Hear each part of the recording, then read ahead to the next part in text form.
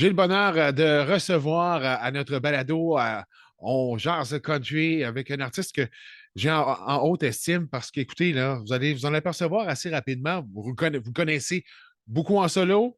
Si je vais parler de ses projets en duo. Vous allez dire: Ah, ben oui, c'est lui.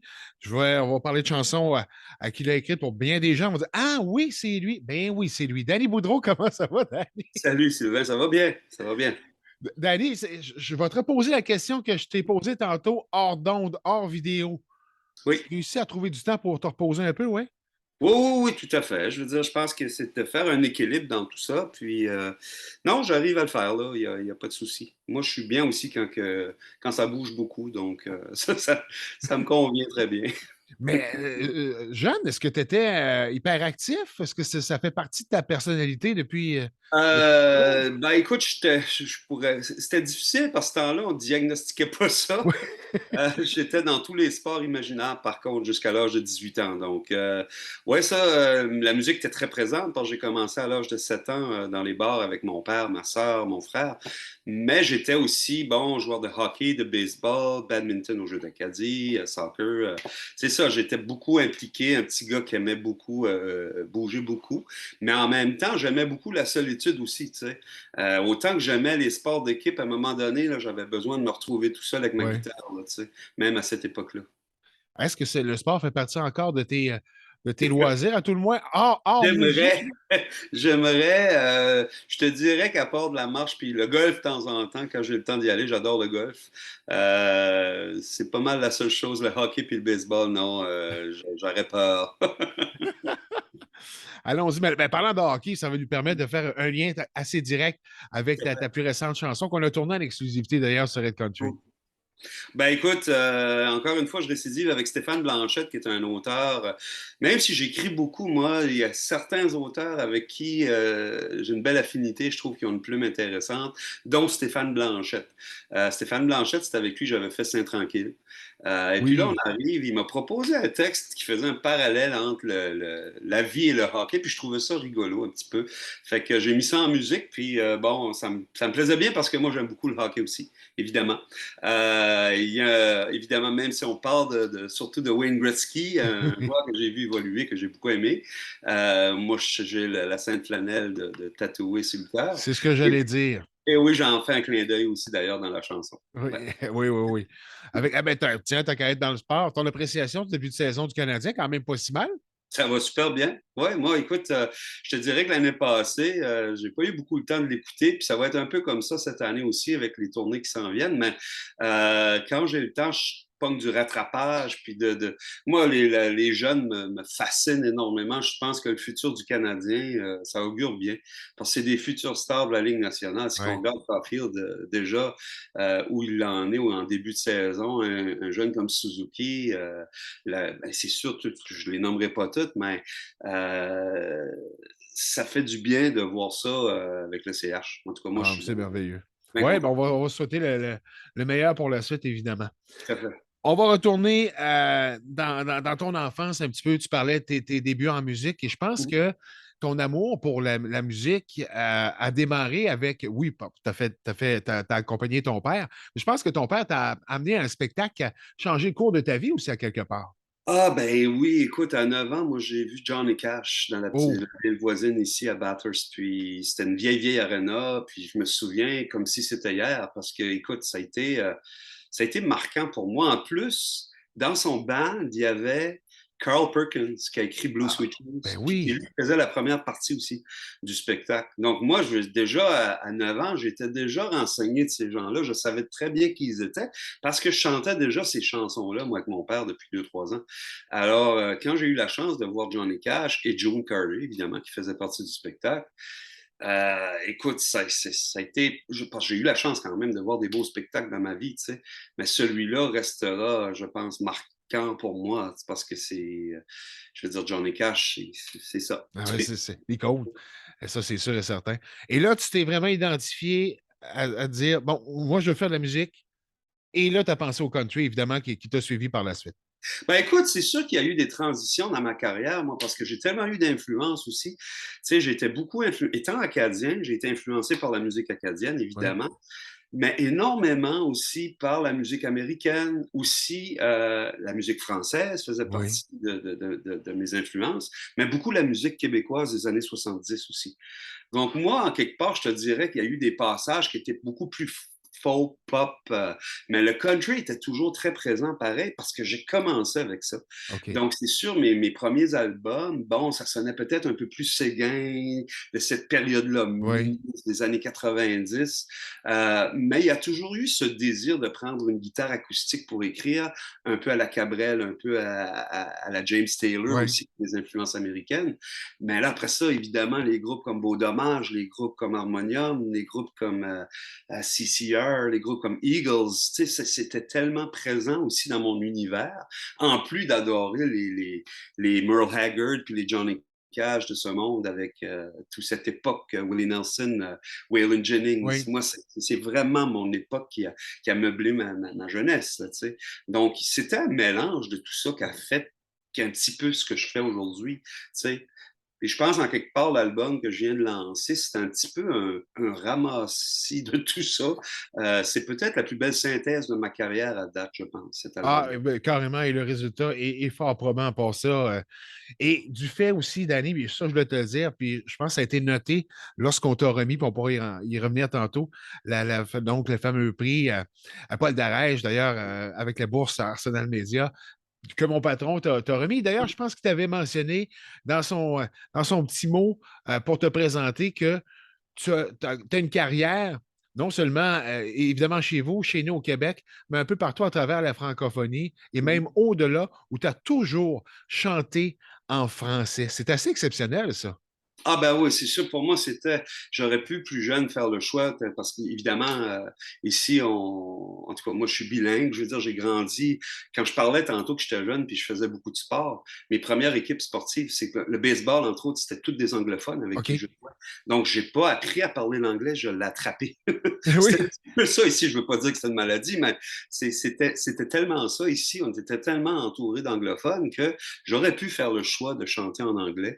Mais non, pour moi, c'était très, je veux dire, j'ai la francophonie tatouée sur le cœur aussi, l'Acadie, et toute l'histoire qui vient avec.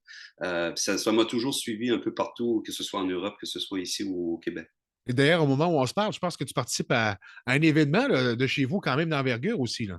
Ouais, ben, c'est un petit peu le pendant, je dirais, de la Bourse Rideau au Québec. Oui, Ça s'appelle la Franco-Fête en Acadie. Et puis, annuellement, je pense que je suis un des ceux qui l'a fait le plus souvent. C'est le 25e anniversaire cette année de la Franco-Fête. Et par le fait même, c'est le 35e anniversaire de Coup de cœur francophone.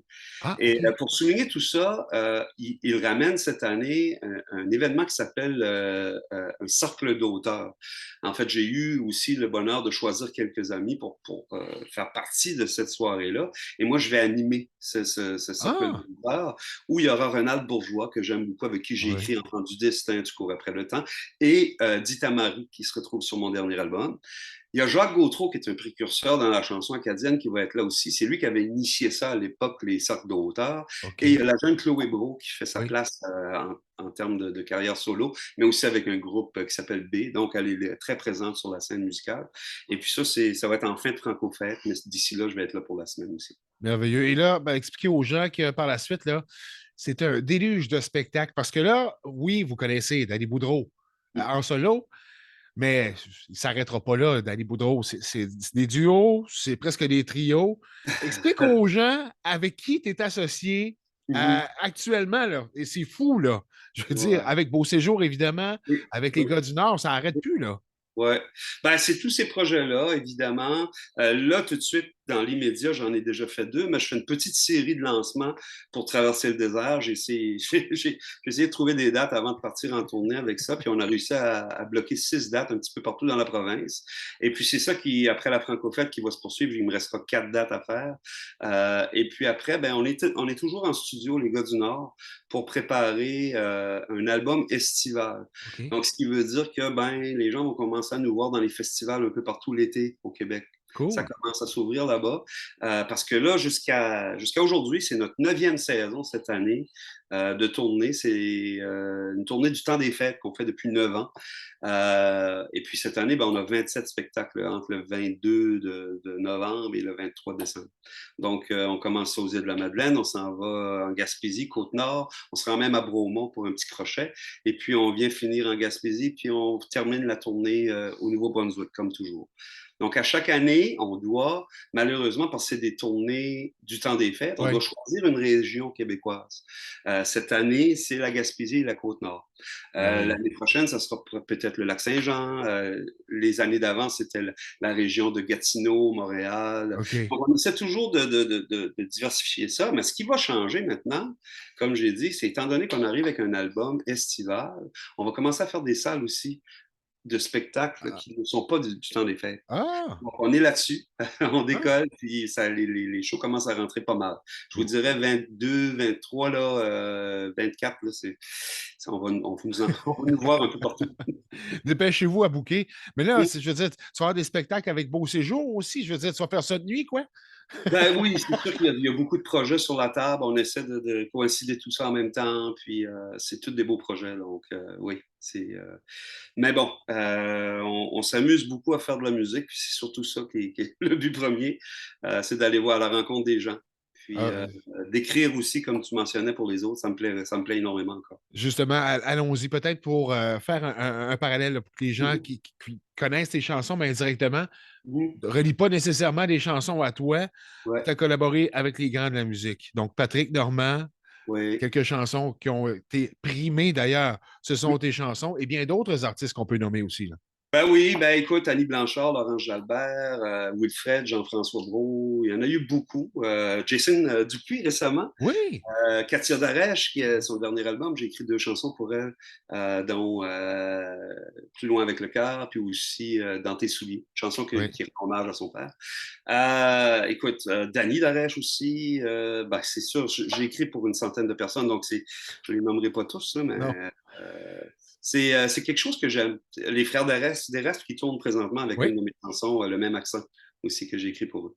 Donc, c'est ça. J'aime essayer d'entrer dans l'univers de ces gens-là et puis de leur proposer quelque chose. Et puis, c'est toujours intéressant. Ouais. Oui, mais quand même, ça demande du temps et une démarche artistique quand même assez développée. Là, je veux dire, il faut bon, rencontrer ces gens-là. Bon, je sais que tu Oui. en rencontres plusieurs, mais il faut prendre un temps là, vraiment précis pour vraiment pondre. Une chanson, dans ton cas, ça peut prendre combien de temps? Juste le fun comme ça. Là? C'est jamais long. Je te dirais, quand c'est pour marcher, ça va se passer vite. Si ça marche pas, ben, des fois, ça veut dire que je suis pas sur la bonne piste. Quand ça marche, c'est 20 minutes, une demi-heure. Puis ça, je veux dire, c'est sans prétention, c'est juste que c'est comme ça.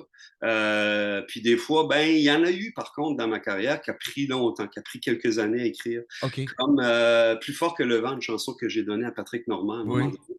Celle-là, je l'ai écrite comme en 3 étapes dans ma vie. Elle a peut-être pris 15 ans à écrire. Ah, OK. Mais c'est juste que je la finissais pas. Puis à un moment donné, j'y revenais. Puis un jour, elle était finie. J'avais l'impression qu'elle était finie. Puis la plupart du temps, comme je dis, ça va assez vite. Euh, dans le cas des gars du Nord, tu vois, on trouve des thématiques. Pour l'album Caribou, exemple, on savait que c'était dans des fêtes, veillées dans les cuisines, parenté. Oui. Et à ce moment-là, moi, j'écris les textes et Wilfred les met en musique. C'est comme ça OK. qu'on travaille beaucoup. Et pour l'album qui s'en vient, de Estival, on a travaillé un peu de la même façon, mais là, les balises sont un peu différentes parce que là, on veut la musique de party. Donc, encore une fois, je pense qu'il y a beaucoup de souvenirs d'éveillance, mais le terme marin revient beaucoup Oui. parce qu'on a une sonorité un peu celtique, un peu sur de Louis, Great Big Exact. Sea, même clin d'œil à 1755, sur Roi. Donc, il y a tout ça un petit peu mêlé avec ce qui s'en vient pour les gars du Nord. Une belle énergie qui s'en vient.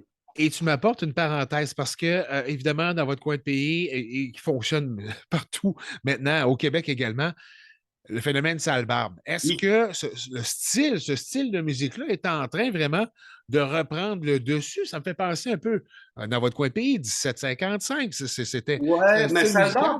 Salbarbe, par contre, Salbarbe a touché à une corde qui n'est pas la nôtre. Tu sais, je veux dire, c'est Oui, vraiment, eux, c'est de la musique cajun qu'il faut. oui, Premièrement, le premier album, ils ont repris plein de chansons cajuns connus et moins connus, et les ont faites à leur façon.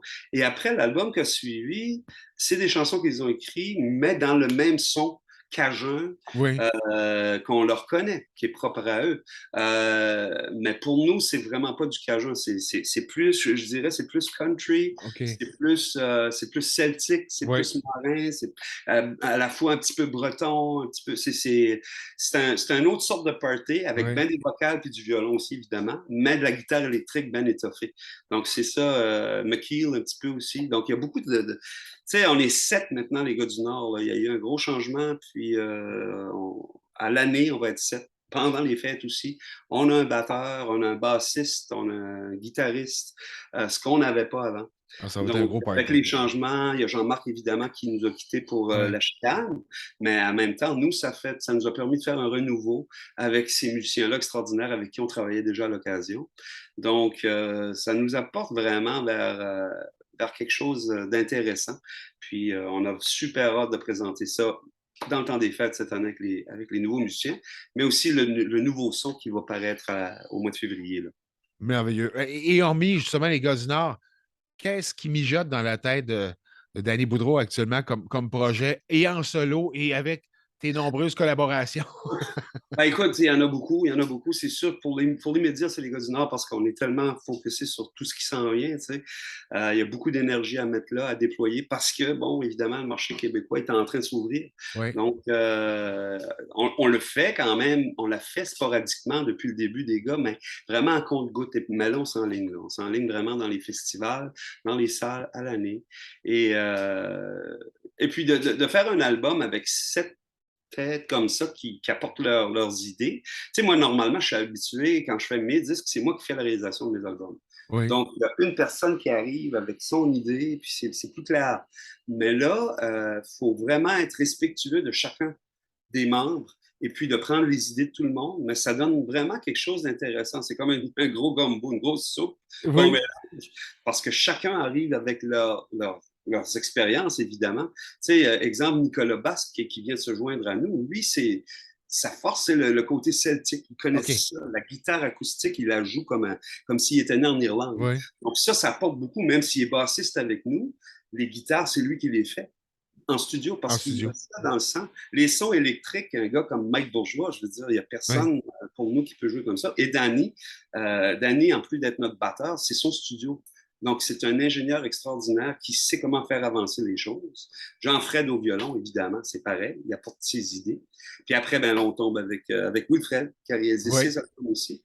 Moi, qui a fait mes albums. Puis Maxime, qui apporte beaucoup, beaucoup aussi au niveau de ses idées, puis de sa voix, évidemment, qu'on connaît. Tu as une belle relation avec Wilfred. Je pense qu'il a travaillé sur tes vidéos aussi, si je ne m'abuse, hein? Exactement. On a fait 2 vidéos ensemble du dernier album, en fait, de l'album précédent. Oui. On a fait Saint-Tranquille, qui a été Oui. la première réalisation de Wilfred, en fait. Et puis le deuxième, après, ben, on a fait, voyons, c'est quoi, donc on a fait la deuxième chanson qu'on a sortie, En panne d'amour. Oui. Et puis là, d'ici, je dirais, janvier, on aimerait sortir un clip pour Comme au hockey. Ah, OK. Donc, à Dans les plans. surveiller. Il faut juste trouver le temps, le temps pour le faire. C'est C'est ce ça que je la voulais dire. qu'on a. Donc peut-être après les vacances de Wilfred, en début janvier, mais qui reviennent, on va se mettre. En deux morceaux de tourtière, tu sais, je veux dire. Exactement, c'est ça. Ouais, ouais. Hey, tu parlais tantôt, et j'aime un peu ton petit crochet que tu as fait pour le développement de la musique country au Québec, ou à tout le Mhm. moins le changement, je dirais dans la mentalité, le changement aussi dans le son de la musique country au Tout à Québec fait. par rapport à, évidemment, au Nouveau-Brunswick, chez vous, ça fait partie de votre culture et chez nous aussi au Québec, mais je pense que de plus en plus, on dirait que les, les, euh, les deux entités ont tendance à se marier de plus en plus. C'est à peu près ça que je voulais en venir là-dessus. Ouais. Ben, écoute, je pense que ça a toujours été très présent. Malheureusement, pour une période de temps donné, on dirait que les gens, c'était pas cool d'aimer le country, tu sais. Oui, Et pourtant, c'est tellement de la belle musique, puis c'est la base de tous les genres. exact. À la base là, du pop, c'est du country, mais arrangé différemment. Tu sais. Le rock, je veux dire, des années 80, c'est le country de Nashville aujourd'hui. Exact. Donc, tu sais, moi, ce qui me plaît beaucoup chez la musique country, c'est l'authenticité. Tu sais, je veux dire, souvent, on passe pas par quatre chemins pour dire les choses. Puis, moi, j'ai donné des ateliers d'écriture dans les écoles pendant des années. Je le fais plus maintenant par manque de temps, mais c'est quelque chose que j'aimais. Aller voir les jeunes. Oui. Puis, une chanson que je prenais comme exemple, souvent, il y en avait deux. Deux extrêmes. En fait, je prenais une chanson de Daniel Bélanger OK. que je trouvais extraordinaire. Mon Dieu, je sais. Écoute. Je vais t'aider tantôt. Continue avec ta deuxième Oui. exemple. Mais le deuxième exemple, c'est Mille après-mille. Pour moi, Ah, c'est OK, ben oui. l'exemple parfait d'une chanson écrite parfaitement du début à la fin, qui raconte Oui. une histoire, puis on sait où ça s'en va. Puis il n'y a rien de quétaine du tout dans cette chanson-là. Pour moi, c'est l'exemple parfait d'une bonne chanson, Mille après mille, de Jerry Jolie, qui a été Oui. reprise par Par, tellement de par gens. plusieurs, ben oui. Mais,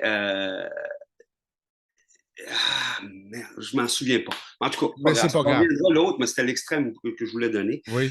Mais de toute façon, les chansons, tu sais, il y a pas de recette magique non plus. Hein. Je pense qu'il faut juste trouver une façon de l'amener différemment parce que tellement de choses ont été écrites. Puis tellement de choses ont été bien dites aussi. Puis il faut trouver. Tu sais, Roger Tabra, j'ai travaillé 10 ans avec lui, il me disait toujours j'ai écrit la même chanson toute ma vie.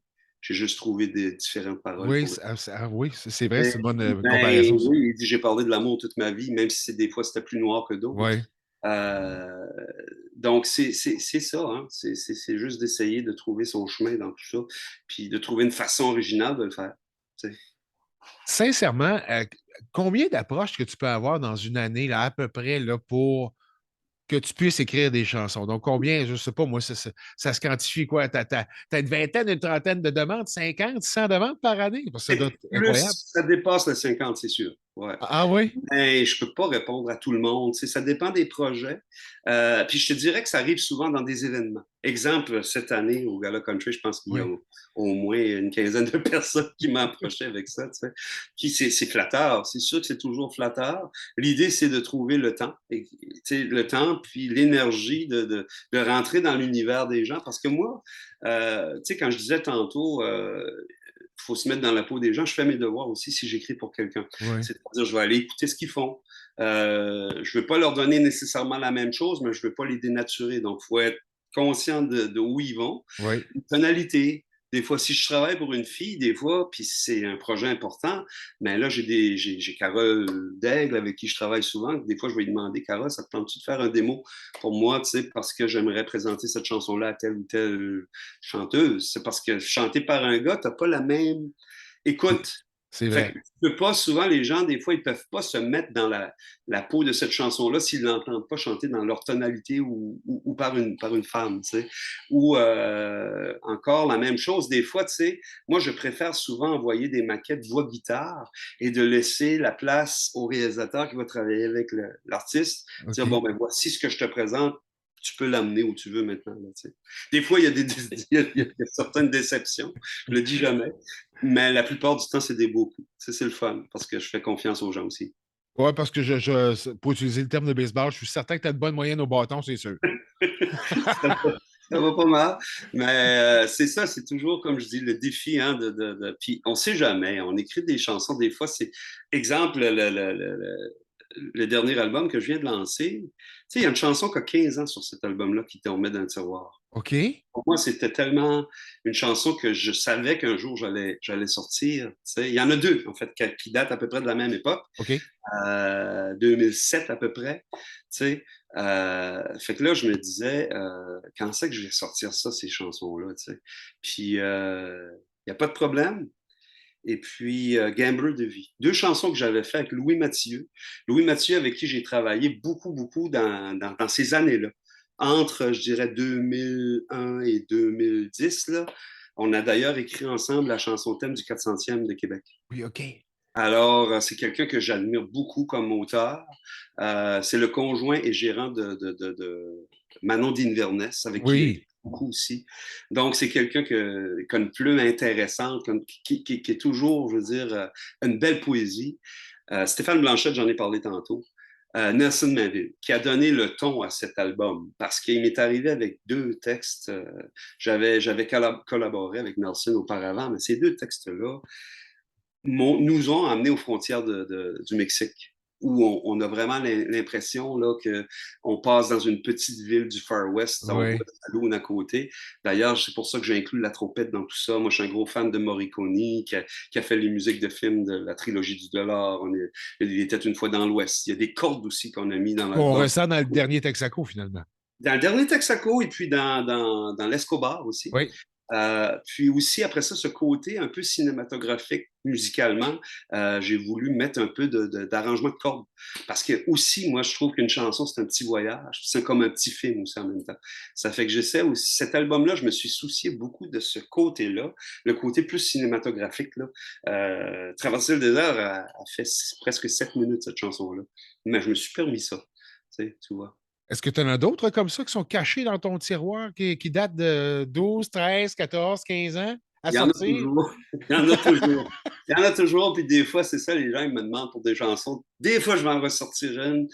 Puis des fois, je sais que je la garde pour moi pour plus tard.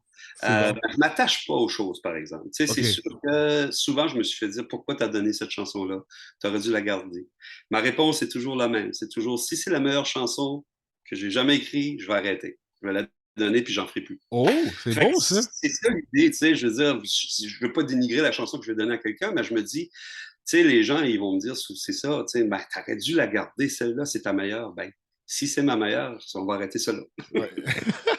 Bon, mais Il écoute, faut aspirer à mieux toujours. Faut s'inspirer. Puis ah, faut... c'est incroyable. Oui, une machine, oui, à créer. Quoique, ben, il y en a des bons paroliers. Puis même chez nous au Québec, ben, Jean Oui, Turcotte, quand même, oui, qui collabore énormément.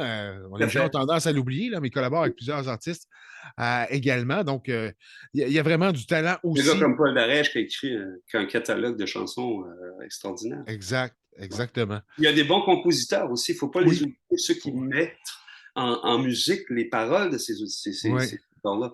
C'est parce que ça, c'est aussi. Tu sais, pour longtemps, on donnait beaucoup plus d'importance aux paroliers. Mais pourquoi? La musique, tu sais, je veux dire, Plamondon n'aurait pas eu la carrière qu'il a eue si ça n'avait pas été de Cochanté ou c'est de ça. Michel Berger. Oui, Je veux dire, c'est un mariage. Puis oui, après, mais il y a l'interprète qui est important aussi. exact. Parce que si tu donnes une grande chanson à quelqu'un qui ne peut pas chanter, je veux dire, ben là, à un moment Elle ira donné, pas loin. c'est un trip à trois. C'est ça, oui. Ah, c'est bien écrit, Ça prend ça. Ah, l'auteur, j'aime le ça. compositeur, puis Et l'interprète. l'interprète.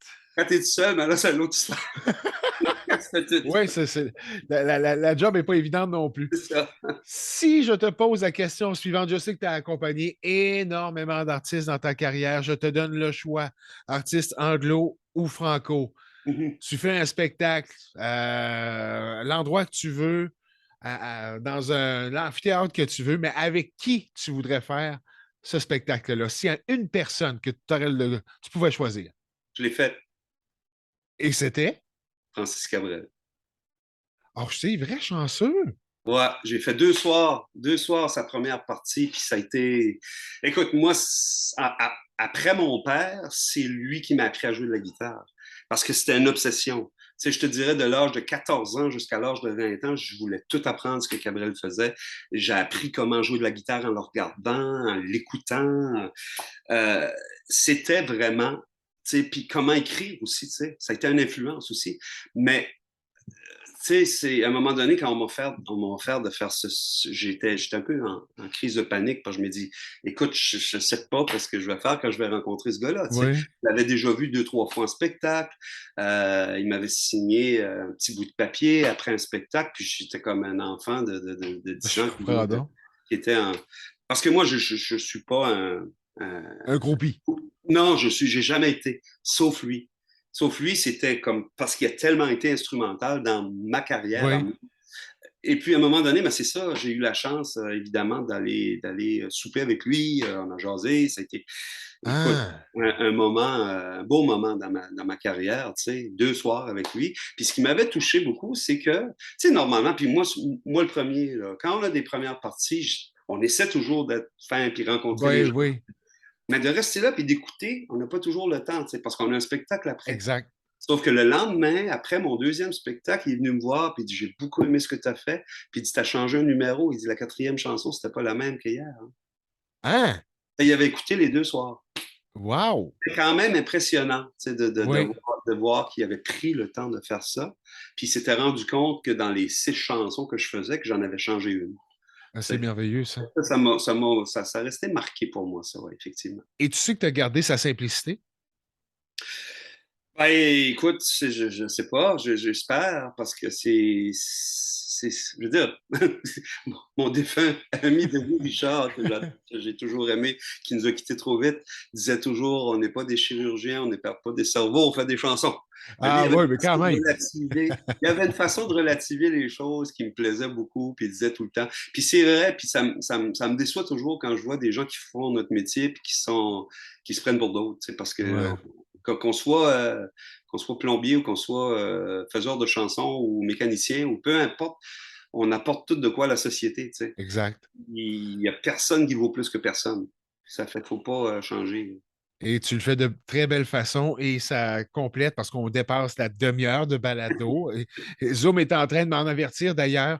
Danny Boudreau, c'est un grand bonheur. J'aurais continué comme ça pendant des heures et des heures. On va sûrement se reprendre à un certain moment Ah, donné. ben écoute, c'est garanti. Chapeau pour ta carrière. Bonne continuité dans tes 10 883 projets. Et puis, on t'apprécie énormément. Évidemment, tu continues de tourner sur Hit Country dans toutes les radios au Québec et au Nouveau-Brunswick. Un gros merci de ta Ben, c'est présence. très apprécié. Merci beaucoup, Sylvain. Puis, maintenant, on va passer vous voir en personne. J'ai hâte. Ah oui, j'ai très hâte. On va sûrement se croiser pour le spectacle des gars du Nord, c'est sûr. Ça serait super le fun. J'ai hâte que tu All en right. ça Merci. s'en vienne. Merci, Sylvain. Bye bye. Bye bye.